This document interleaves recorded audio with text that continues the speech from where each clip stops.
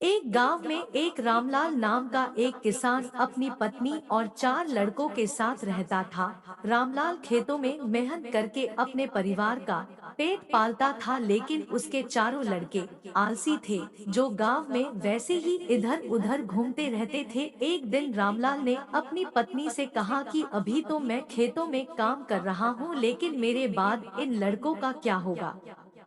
इन्होंने तो कभी मेहनत भी नहीं करी, ये तो कभी खेत में भी नहीं गए। रामलाल की पत्नी ने कहा कि धीरे धीरे ये भी काम करने लगेंगे। समय बीतता गया। एक बार रामलाल बहुत बीमार पड़ गया। वह काफी दिनों तक बीमार ही रहा। उसने अपनी पत्नी को कहा कि वह चारों लड़कों को बुला कर लाए। उसकी पत्नी चारों लड़कों को बुलाकर लाई। रामलाल ने कहा, लगता है कि अब मैं ज्यादा दिनों तक जिंदा नहीं रहूंगा। रामलाल को चिंता थी कि उसके जाने के बाद उसके बेटों का क्या होगा।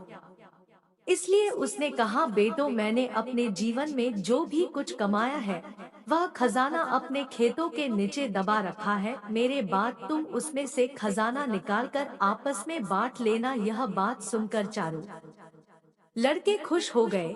कुछ समय बाद रामलाल की मृत्यु हो गई। रामलाल की मृत्यु के कुछ दिनों बाद उसके लड़के खेत में दबा खजाना निकालने गए। उन्होंने सुबह से लेकर शाम तक सारा खेत खोद दिया, लेकिन उनको कोई भी खजाना नजर नहीं आया। लड़के घर आकर अपनी माँ से बोले, माँ, पिताजी ने हमसे झूठ बोला था, उस खेत में हमें कोई खजाना नहीं मिला। उसकी माँ ने बताया कि तुम्हारे पिताजी ने जीवन में यही घर और खेत ही कमाया है, लेकिन अब तुमने खेत खोद ही दिया है, तो उसमें बीज बो दो। इसके बाद लड़कों ने बीज बोए और माँ के कहे अनुसार उसमें पानी गए। कुछ समय बाद फसल पककर तैयार हो गई, जिसको बेचकर लड़कों को अच्छा मुनाफा हुआ, जिसे लेकर वह अपनी माँ के पास पहुँचे। माँ ने कहा कि तुम्हारी मेहनत ही असली खजाना है, यही तुम्हारे पिताजी तुमको समझाना चाहते थे। मोरल ऑफ द स्टोरी: सीख, हमें आलस्य को त्याग कर मेहनत करना चाहिए। मेहनत